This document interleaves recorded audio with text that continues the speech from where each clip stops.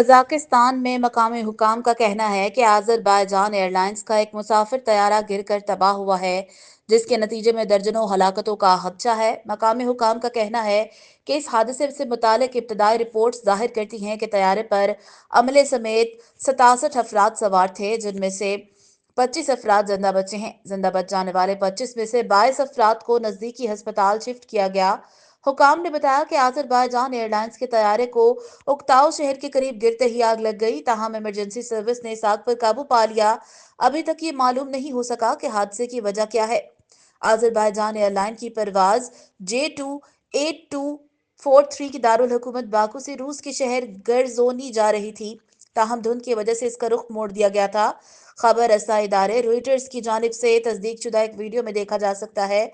तैयारा जमीन की जानिब तेजी से बढ़ रहा है, जबकि इसका लैंडिंग गियर नीचे की तरफ है। तैयारा लैंड करने की कोशिश करता है और इस दौरान आग का बगोला जमीन से उठता है। हुकाम के मुताबिक तैयारे पर 62 मुसाफिरों के अलावा अमले के 5 अरकान सवार थे। तैयारे पर बेशतर मुसाफिरों का ताल्लुक आज़रबाईजान से है।